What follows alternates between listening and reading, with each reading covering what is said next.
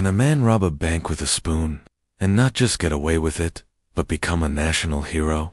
You're about to find out, because this is the 100% true story of Klaus Schmidt. Our story begins in Berlin, on a sunny August afternoon in 1995. The city is bustling, life is normal, and inside a local bank, tellers are counting cash, customers are waiting in line, business as usual, until the door opens, and in walks Klaus Schmidt. He's 41, unemployed, and looks completely unremarkable. He approaches a cashier, pulls an object from his coat, and holds it up. It's a spoon.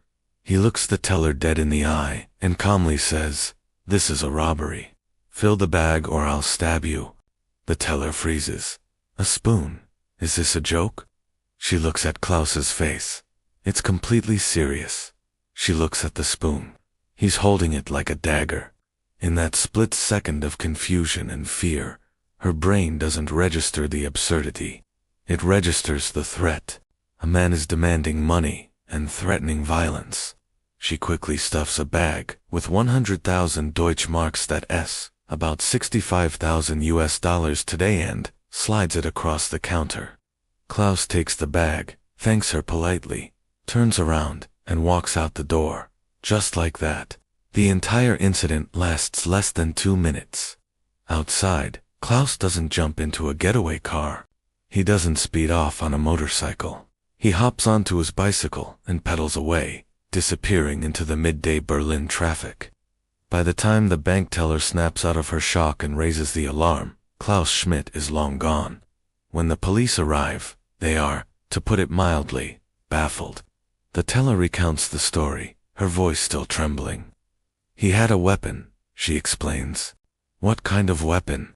the officer asks, expecting to hear about a gun or a knife.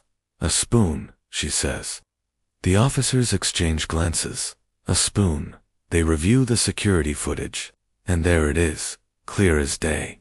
A man threatening a bank teller with nothing but a piece of cutlery.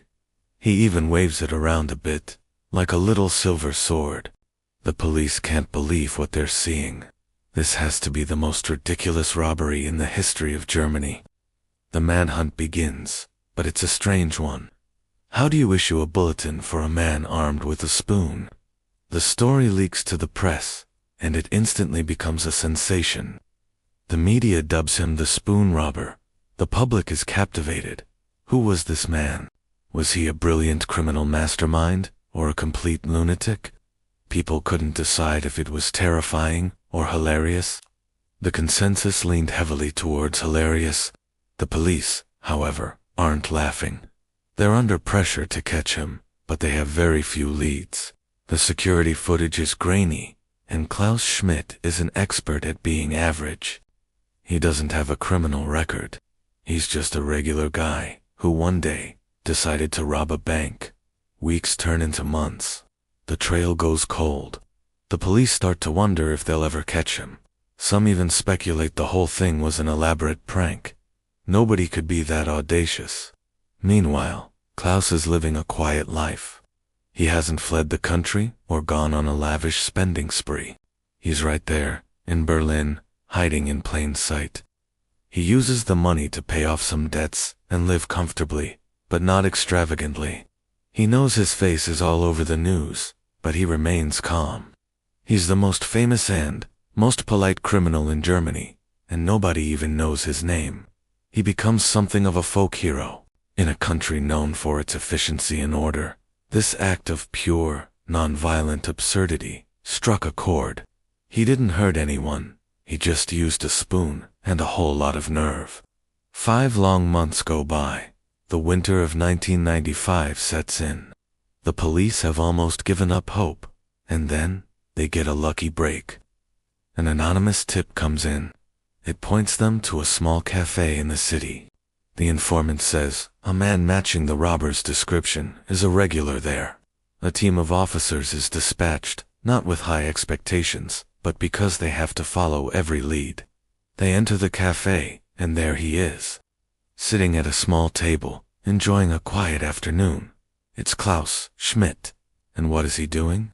In a moment of perfect, unbelievable irony, He is eating a bowl of ice cream, and the tool he's using to eat it, a spoon, the very same spoon.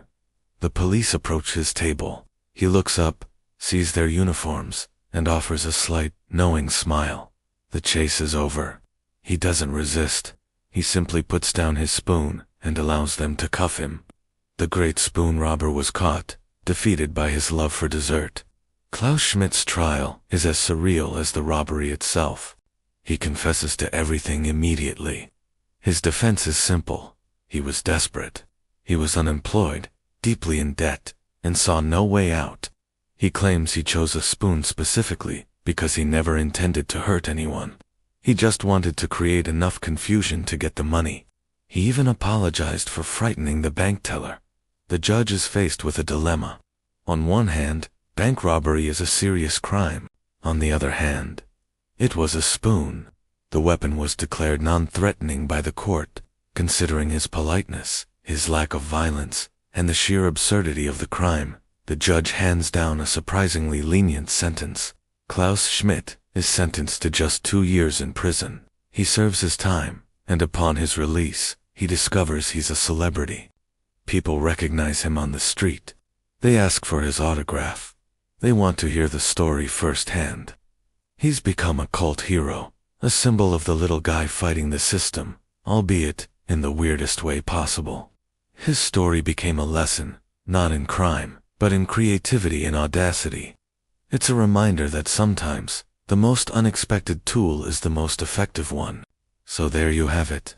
The man who robbed a bank with a spoon got 100,000 marks, served minimal time, and became a legend. It's a story that proves reality is often stranger and funnier than fiction.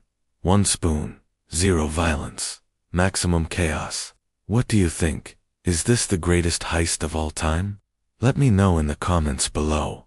And if you enjoyed this insane true story, do me a favor and smash that like button, subscribe to the channel, and ring that bell so you don't miss our next dive into the craziest moments in history.